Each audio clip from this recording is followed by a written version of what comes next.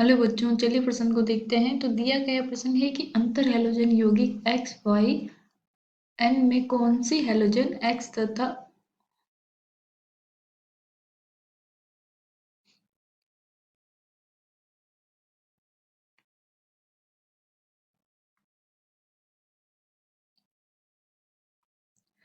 Hello बच्चों, चलिए प्रश्न को देखते हैं। तो दिया गया प्रश्न है कि अंतर हैलोजन यौगिक एक्स वाई एन में कौन से हैलोजन एक्स तथा वाई की ऑक्सीकरण अवस्था -1 होती है।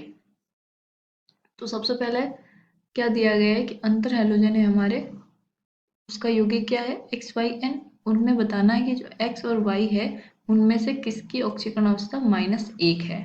तो सबसे पहले हम क्या लिखेंगे, मुख्य अवधारणा। मुख्य अवधारणा वो क्या हो जाएंगे, अंतर हैलोजन यौगिक। तो हमें पता होना चाहिए कि अंतर हैलोजन यौगिक किसको कहा जाता है और उनसे बनने वाले यौगिक किस प्रकार बनते हैं। चलिए हम देखते हैं। तो सबसे पहले हम समझेंगे अंतर हैलोजन होता क्या है। दो विभिन्न हैलोजन की क्रिया से बने यौगिक को अंतर हैलोजन बोलते हैं। तो क्या होगा हमारा अंतर हैलोजन, अंतर हैलोजन वो क्या हो जाएगा, दो विभिन्न हैलोजन की क्रिया से बने यौगिक को हम क्या बोलते हैं, अंतर हैलोजन हैलोजन कहा जाता है। इसका मतलब क्या है कि जो हमारा एक्स वाई एन यौगिक है उसमें एक्स और जो वाई है वो दोनों क्या होंगे, हैलोजन होंगे। और हैलोजन में कौन कौन से तत्व आते हैं हमारे, फ्लोरीन, क्लोरीन, ब्रोमीन, आयोडीन और स्टैटिन। अब हमें बताना है कि इसमें जो हमारा एक्स और वाई है इसमें से ऑक्सीकरण अवस्था किसकी होगी। तो चलिए हम देखते हैं, इधर लिखते हैं मैं अंतर हैलोजन। अंतर हैलोजन क्या है, एक्स वाई एन। अब यहाँ एक्स क्या होगा और वाई क्या होगा ये हमें बताना है। एक्स वह हैलोजन होगा जिसका आकार बड़ा हो, आकार बड़ा होना चाहिए और विद्युत धनी होना चाहिए तुलनात्मक रूप से वाई की तुलना में।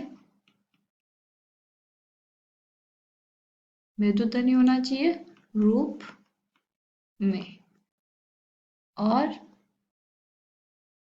इलेक्ट्रॉन त्यागने की प्रवृत्ति होनी चाहिए, त्याग करने की प्रवृत्ति y की तुलना में ज्यादा होनी चाहिए। ठीक है, तो अब y इसका आकार क्या होना चाहिए, छोटा x की तुलना में। और ये क्या होना चाहिए, वैद्युत ऋणी।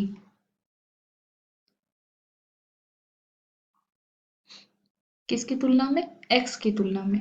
और y इलेक्ट्रॉन ग्रहण करने की, ग्राही होना चाहिए, ग्रहण करने की क्षमता x से ज्यादा होनी चाहिए।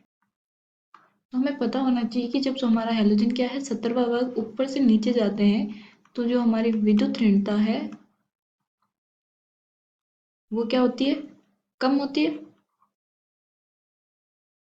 और आकार क्या होता है, बढ़ता है। इसका मतलब क्या है कि जो नीचे वाले तत्व है वो क्या लेंगे हमारा x और जो y है वो ऊपर वाले, इससे ऊपर वाले। जैसे कि हम देखते हैं यहाँ फ्लोरीन है, यहाँ क्लोरीन है, यहाँ ब्रोमीन है, या आयोडीन है। तो अगर हम क्लोरीन को X लें तो इसके Y किसको लेंगे, इसके ऊपर वाले तत्व को, यानी कि F। अगर ब्रोमीन है तो इसके ऊपर वाले को Y लेंगे, वो होगा Cl या BrF। तो ये है। तो अब हमें पूछा गया था कि ऑक्सीकरण अवस्था किसकी -1 हुई। तो ये हमारा क्या बनाता है, धनात्मक। ये क्या बनाता है, ऋणात्मक। जैसे कि अगर ये टूटेगा क्या बनाएगा, Br plus plus Cl minus. तो अब ये क्या था हमारा X, ये क्या था Y। तो इसका मतलब जो हमारे Y है उसकी ऑक्सीकरण अवस्था क्या होगी, -1 अवस्था, -1। यही हमें पूछा गया है। आशा करती हूँ आपको समझ में आया होगा। धन्यवाद।